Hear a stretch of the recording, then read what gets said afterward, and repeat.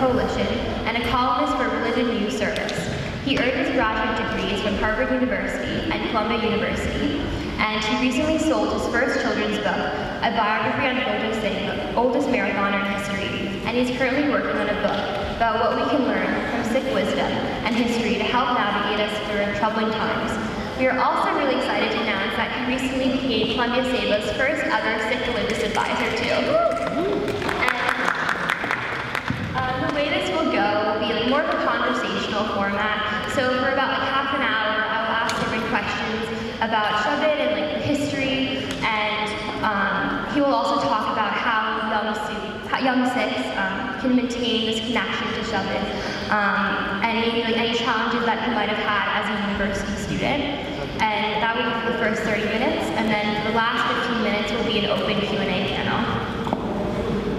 Okay, so I guess I can just start off broadly and ask, how and why did Sikhs manage to stay connected to Shabad after the period of the Gurus? So maybe post-1800s. Yeah, I'll start by saying that it's nice to be in a room full of Sikhs to be able to have this conversation. Usually when I'm talking, or usually when any of us is talking about Sikhi, we're usually explaining it at a very surface level and sort of thinking about the same sorts of things that we're always thinking about. It's fun to be able to explore different ideas, and that's sort of the way that I wanted to think about this conversation.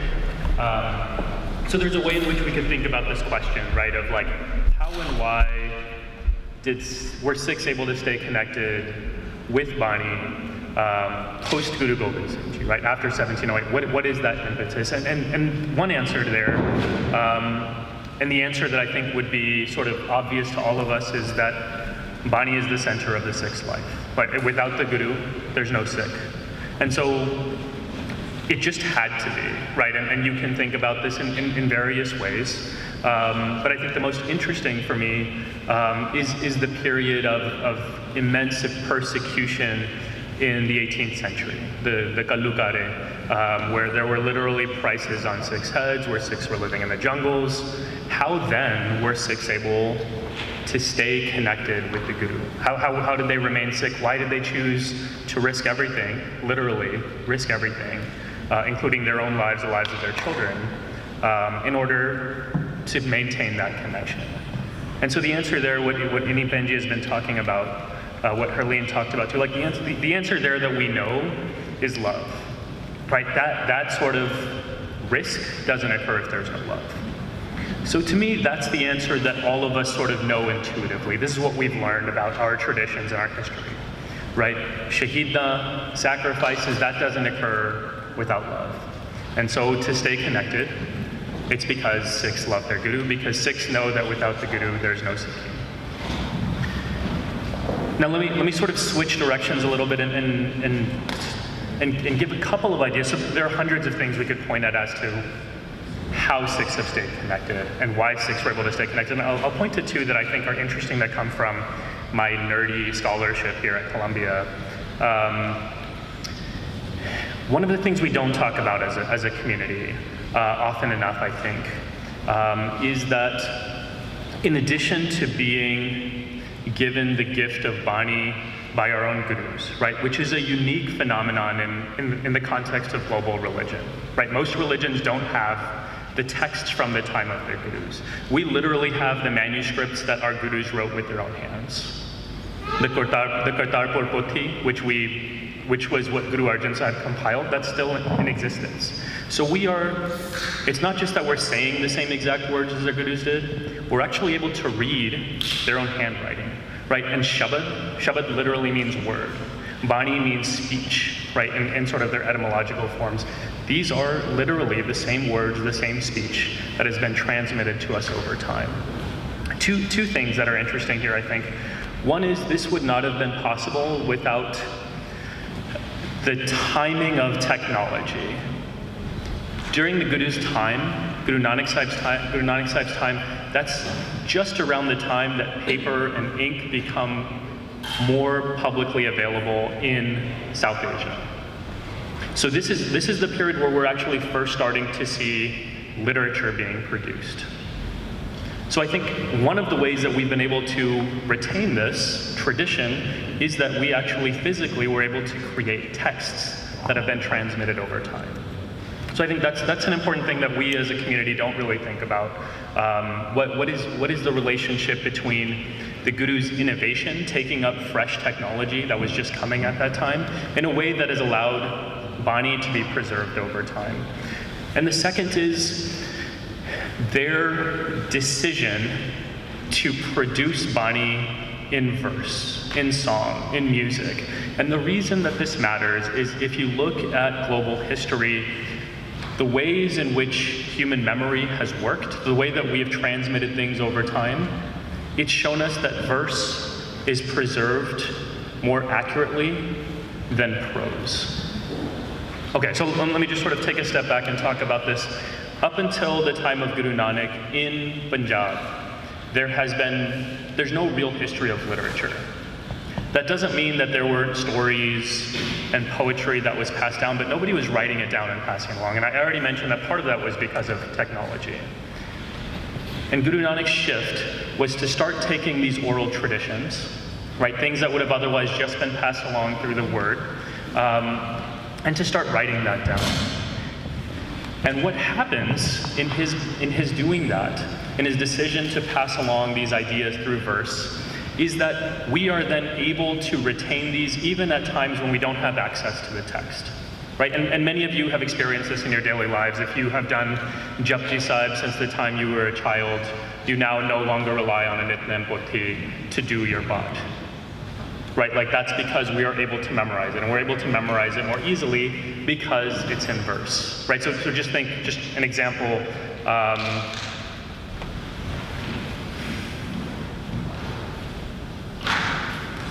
I do not like green eggs and ham. I do not like them samaya, right? I will not eat them with a fox. I will not eat them in a box. I will not eat them with a mouse. I will not eat them in a house, right? Like it's rhyme. It sticks with you. All these nursery rhymes that you know, that you remember them. But think about Hansel and Gretel. If I asked each of you to tell that fairy tale, you'd tell me the general idea, but you would lose actually the accuracy in the language, right? We would use different words, we'd use different lines, we'd have different ideas. Bani has been written in such a way that we are able to preserve it and retain it and transmit it over time so that we can actually stay connected. So those are just a couple of ideas that, you know, going beyond our sort of intuitive understanding that we stay with Bani because it's our guru. I'll also add that, you know, think about what's going on, what are these decisions that we're making in terms of how actually functionally on a day-to-day basis this has allowed us to exist historically. And what would you say have been some of the practical applications of your Bani to moving Sikhs into action over the course of history? Yeah, I mean, I think again, Ini Benji was alluding to this when she was speaking, that Bani, that Sikh wisdom is not about an intellectual exercise. And so in Bani, we see this over and over again, knowledge without action is worthless. The acquisition of ideas it doesn't do any difference unless you apply them to your lives. And so the transformation that Ini Benji was talking about actually occurs when we do that application work. And this is what the gurus are urging us to do. It's not just about a philosophy, this is why we say it's not just a philosophy, it's a way of life, right? It has to be part of your life. So I'll you know, it could be anything, right? And I think any of you could answer this question of how Bani applies to our lives. One of the interesting things that Harleen was doing in her workshop was leaning into the qualities of Vaheguru that we identify in Bani as a way of exploring the qualities that we have in our own lives. And one of the things she did was she said, well, let's go to Mool Mantar. All of us know Mool Mantar. What are some of the aspects or ideas that occur in Mool Mantar that could tell us, right? So somebody said truth. A quality of God is truth in Sikhi, Satnam. Somebody said fearless, Nirbhau. And so I think let me say it this way. When I was a kid, my dad sat us down one time. I was a teenager. I had 3 brothers, so there were 4 of us growing up, pretty close in age. And he said, "What does Sikh mean?" And so we said, "God is one," right? Same thing that we'd always been taught. And he said, "What difference would it make if Guru Nanak said Do Onkar instead of Ek Onkar? Like, what if there were 2 gods?" And we were like, I don't know. I don't know what difference it would make.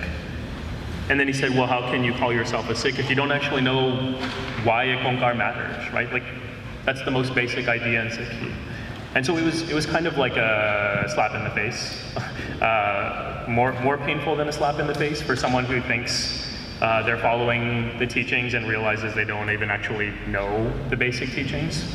And so this became a real question for us, and we actually started sitting down regularly and saying, as we identify the qualities, how do they apply to our lives, right? So Ek Onkar for me no longer was that there's some concept of God who is out there and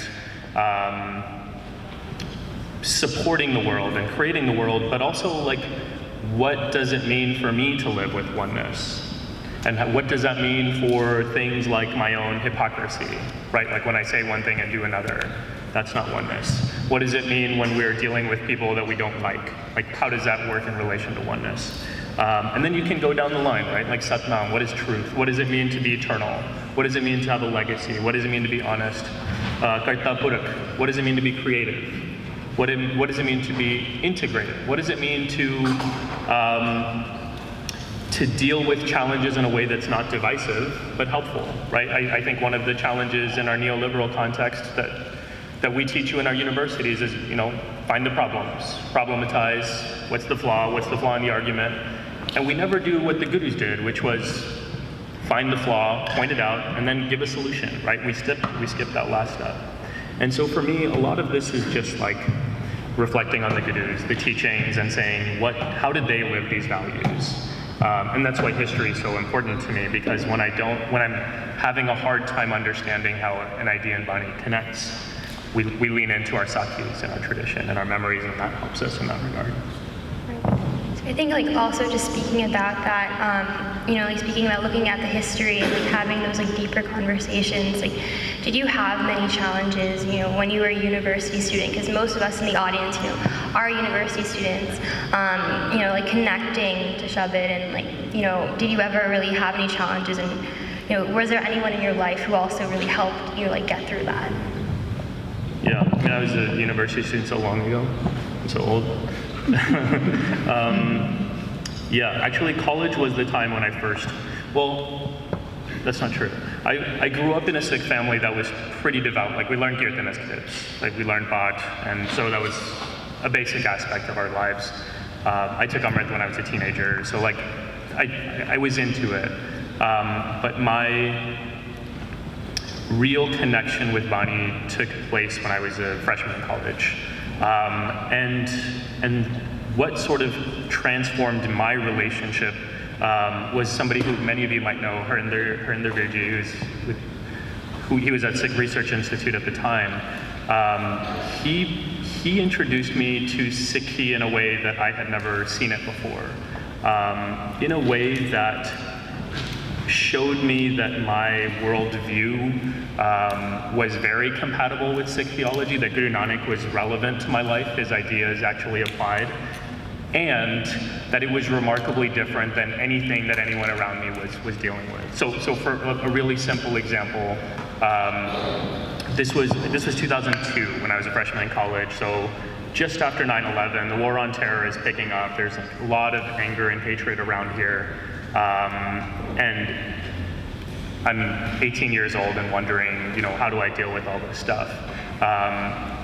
And most of my friends were either angry or looking at other friends to find some sort of direction, and I wasn't finding it in either of those places. And it was really through Bani that I was able to understand some of the basic ideas that I knew in my heart to be true, but didn't really understand how to connect them and sort of make a vision for how I wanted to live in this world. It wasn't necessarily that's how I lived, but it was finding some sort of system that was coherent, that showed me how I wanted to live, and that sort of has served as a map for me ever since. And would you have like any specific pieces of advice, like for university students who are like struggling with their own challenges? Yeah, I mean, so I think one of the most powerful things that our gurus have given us that we don't take advantage of, because it's hard, is this idea that no one is there to tell you what your religion is, that your spirituality, your Sikhi is a relationship between you and the guru. The gurus were very intentional about cutting out the middleman, right? The Brahmin who would interpret religion for you. And we live now in a society where whatever excuses we have, we just say, somebody tell me, right? That's kind of how we're spoon-fed, and even in schools, right? That's how we're taught. In our education up until college, like standardized tests. You collect all the information, you know what the answers are, and you apply them, and that's it. But that's not really how life works. And so moving beyond this idea that someone can tell you what Sikhi is, and realizing that it's actually about your own exploration, and it takes work. But as Annie Benji was saying, the more effort you put in, the more sweetness you get out of it, because that's the way life works. I think that's something that's both different in terms of how we think about the world, but also exactly the way that Guru Sahib wanted us to engage with Sikhi.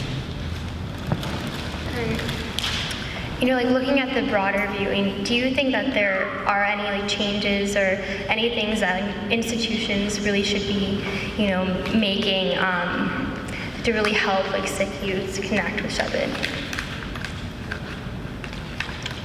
I mean, yeah, I think if I went around the room and asked everyone, I think most of us would say that our institutions have failed us and are failing us. One of the things that I'm seeing change that I love is that there is more of an intention to teach our young kids language. I think I happened to get lucky that my parents taught me Punjabi and Gurmukhi as I was growing up, but most of my friends didn't have that, and we didn't have Punjabi schools and curricula that was really focused on that. And one of the big differences that I would sort of point to in a direction I would like to see us go is that there is as Sikhs, we actually need to study two languages that are very different. There's the language of Punjabi, which is important for us as Sikhs, but there's also the language of Gurbani. And it's not necessarily true that if you learn Punjabi, you'll learn Gurbani. And I think many of you in the room would probably agree with me. You would have this experience that you can understand Punjabi, but although Bani is in the vernacular and mostly comprehensible, it's written in a different time period. There are multiple different languages pulled together. There's a different grammar system. So that is something that we, as a community, have to figure out how to sort of, I wouldn't say balance the two, but bring both of those together with equal value. So I think now will be time for a Q&A session. If you have any questions, we can pass the mic to you.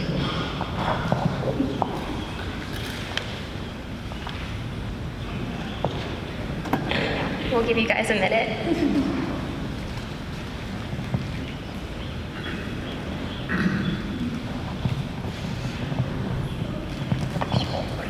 Okay.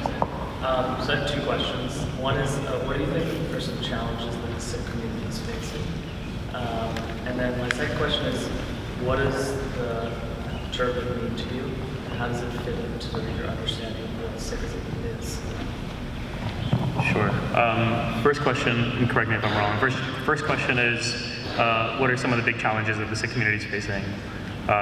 Second is, what does the turban mean to me personally?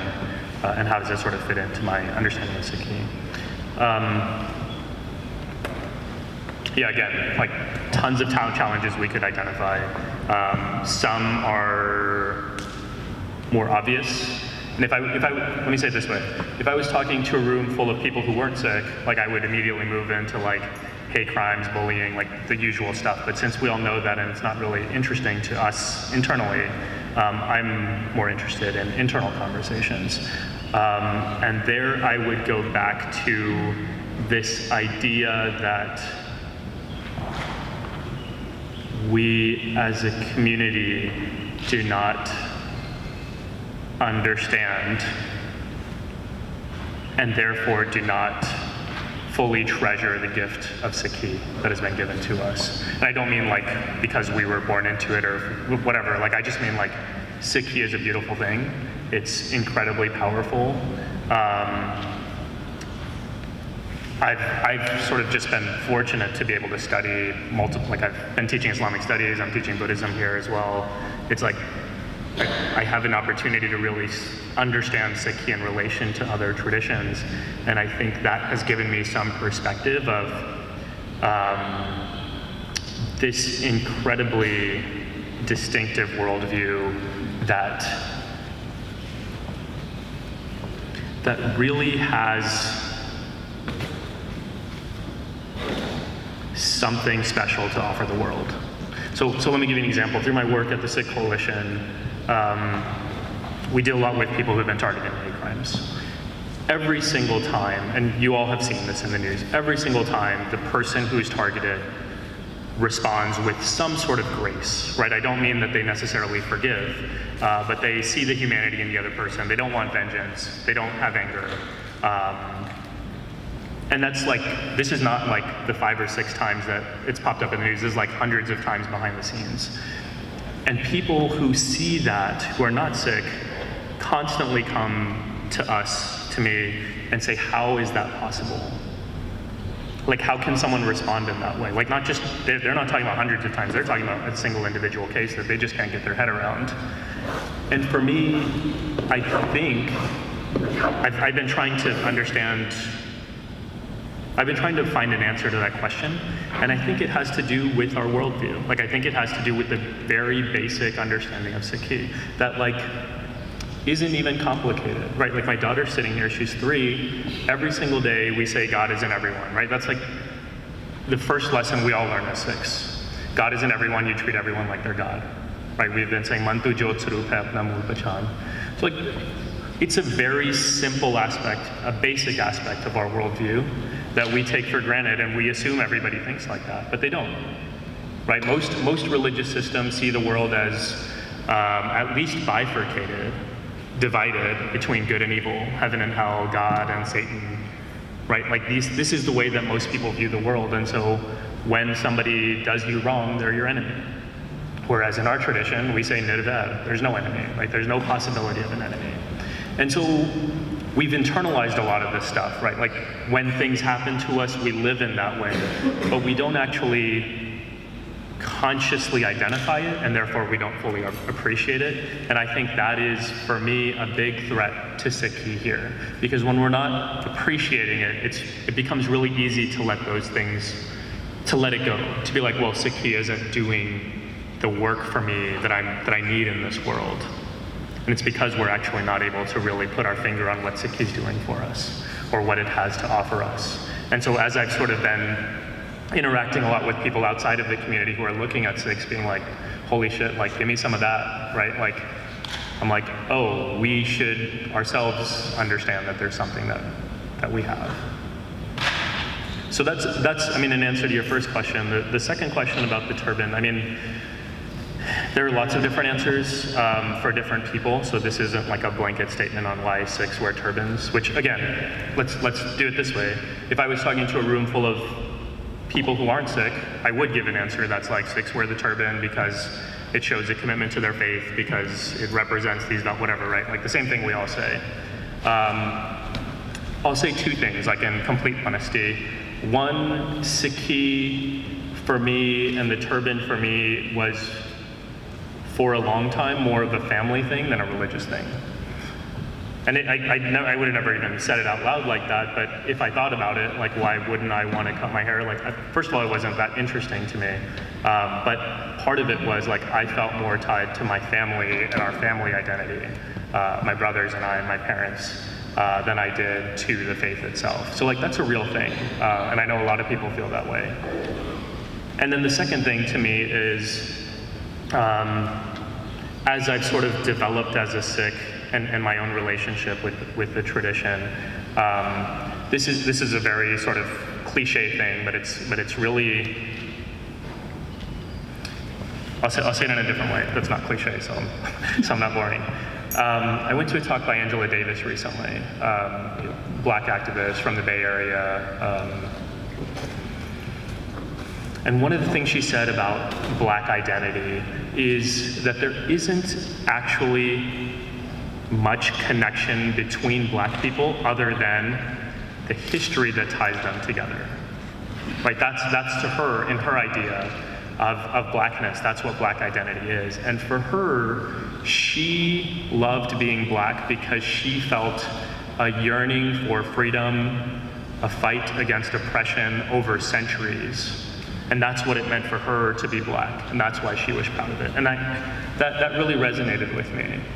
That for me, the turban is in many ways nothing more than a connection with this incredible history that we have, with a connection with amazing people that I love. Like, it's kind of the same way that I wear a Spurs jersey because I'm a Spurs fan, right? Like, I'm connected to that team, I love them, I grew up loving them. And so I wear that jersey, and I'm like proud about it, and I go around and I love when people recognize me and say, let's talk basketball, right?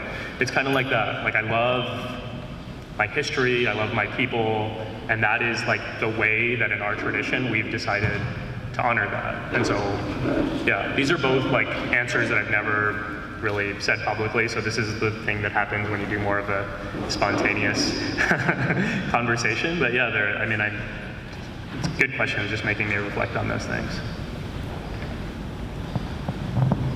So I've seen a lot of positivity but also negativity about Turban Day and how it's good because it's spreading awareness about Sikh, but it's also bad because a lot of people will put on a turban and take a photo and then throw it away because they don't value the actual meaning behind it. So I was just wondering what are your thoughts on it? What can we do as a community do better to spread awareness about Sikh in a better way, or just do better? Yeah, that's a good question for multiple reasons.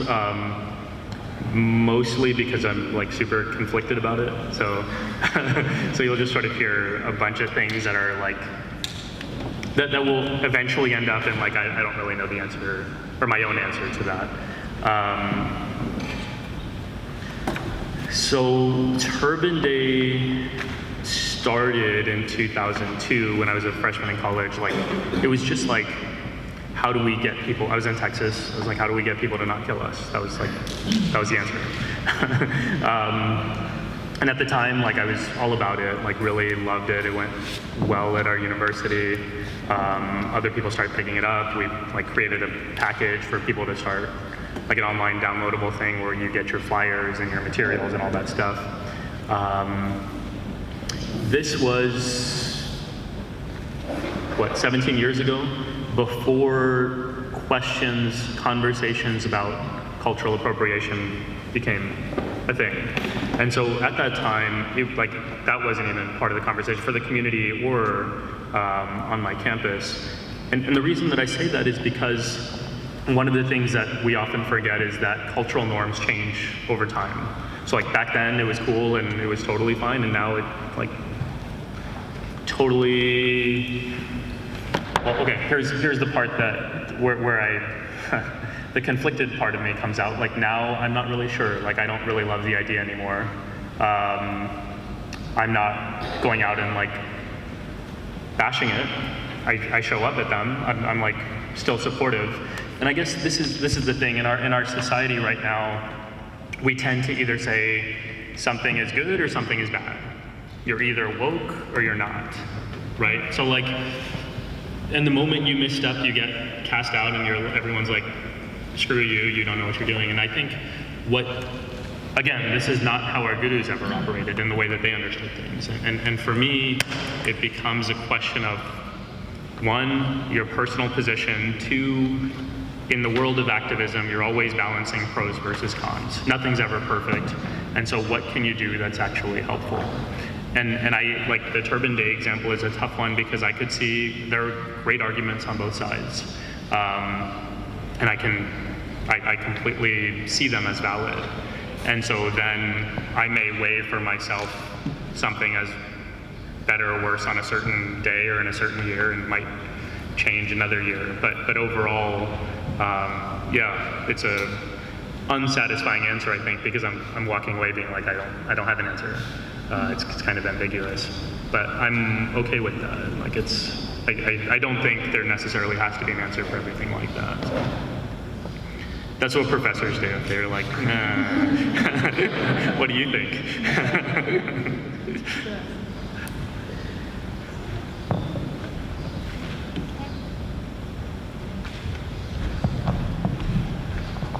Any other questions?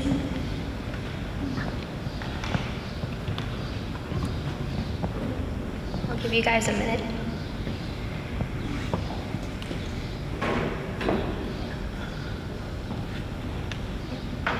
Sure. So you have many streams like where you're learning, and I want to understand how fatherhood is opening you up to life and people and Sikhi in a way that maybe you haven't experienced before, given all the other streams of learning that you've embodied and you're acting on. Yeah, that's a real, I mean, you only get a question like that from another parent, because the funny thing is it's kind of like what we were talking about with Bonnie. Like, things are all intellectual and theoretical until they happen, right? And one of the things I would tell my wife, she would say why she's working, she's super smart, and so we would actually have real conversations about like, well, why should we have kids? Like, should we have kids? And if so, what's the argument?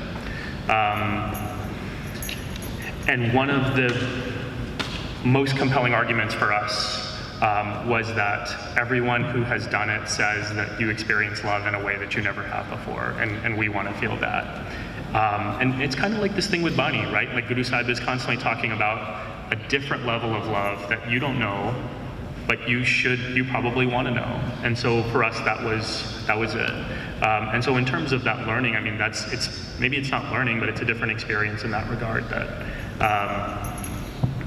It's just totally different, right? And so that's one. In terms of what that means for us as parents, I think spiritually, I think there's a lot of cliche stuff that you could say. Here's something that's actually really real for us.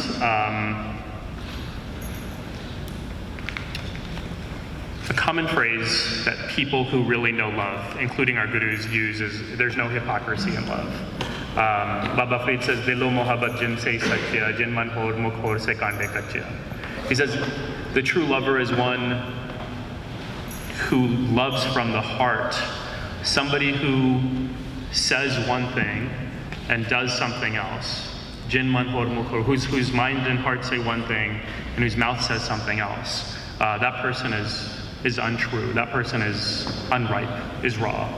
And I think what's really going on here for him is he's saying, like, in a place of love, like, if you really love, like, you'll do whatever it takes, right? There's no real space for a gap between what is the right thing to do and what you feel like doing, or what you end up doing. And that's like, with my daughter here and our other daughter at home, like, that's been a real shift for my wife and me, like, not just filling that gap in our hypocrisies, but also recognizing that we are a lot more hypocritical than we ever realized. Like, that there are all sorts of things that we didn't, there are all sorts of things, let me say it this way. A lot of the frustration and struggles with religion is like, you have the ideal and you have the practice, and like, there's a huge difference between those two things.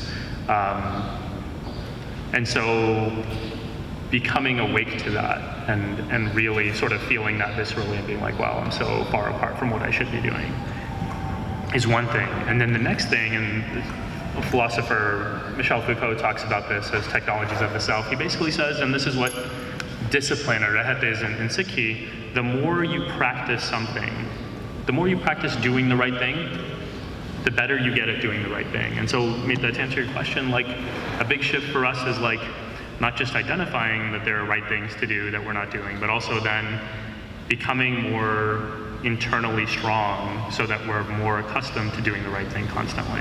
That's been a big shift for, I mean, I'll say it for myself, I shouldn't say it for my wife because she's better at that stuff than I am. So, I mean, there's a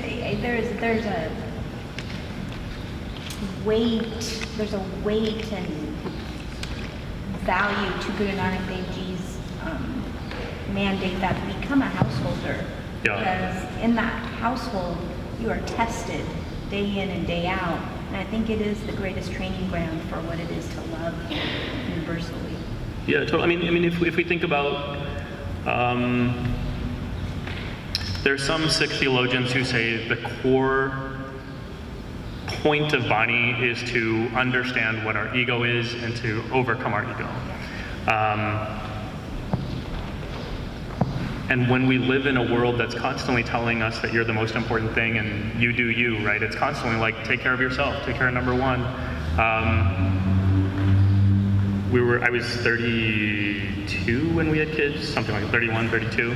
And up until then, I didn't even have to worry about anyone else. So like, how do you become selfless as a person?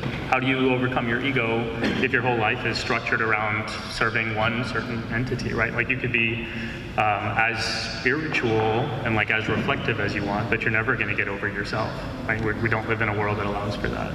So yeah, it's a really important point. Thank you. So we have time for one more question.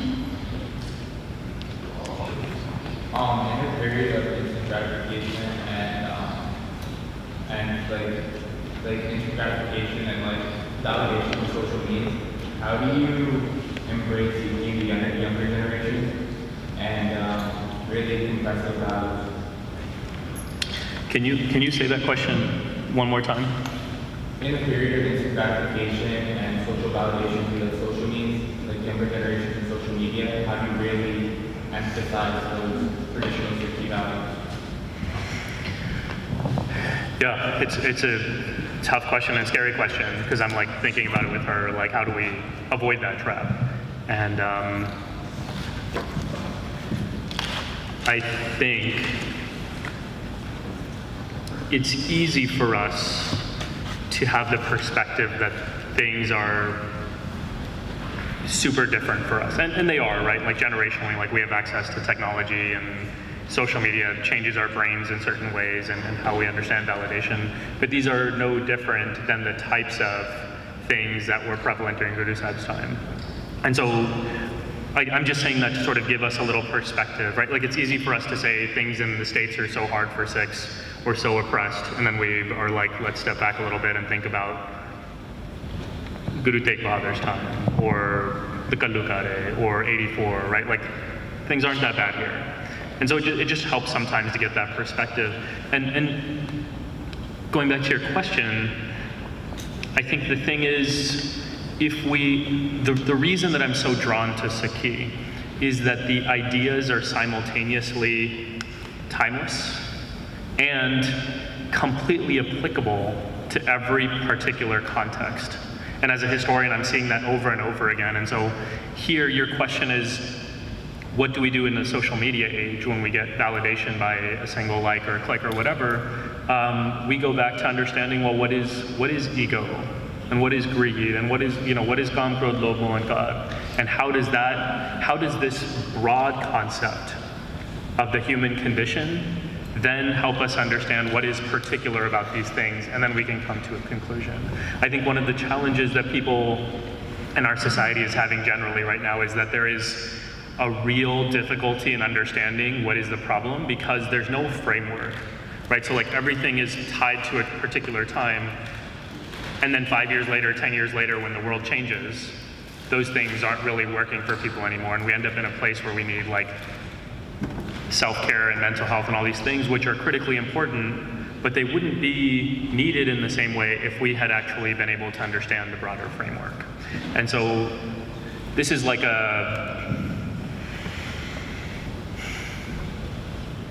probably another annoying professor response to be like, there's nothing specific to the social media stuff.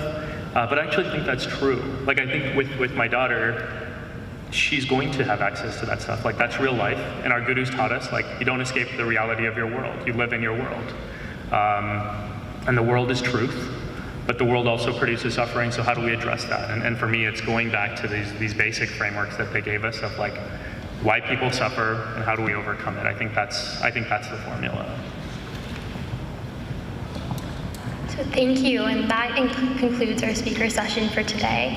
Just wanted to thank you again, for taking time to speak to us about your personal experiences, like the Sikh identity, physical or whether it's internal values. And it's great to hear about like your personal experiences too, especially because I know a lot of us, youth, sometimes we don't necessarily have mentors in our community who we can look up to, and it's great to hear more about experiences that we can relate to. Thank you. And good job to Ria for organizing. I have to split, so thank you for having me. But good job, Ria. Great job on the conference. Good job, Sewa. Proud of you all. Yay.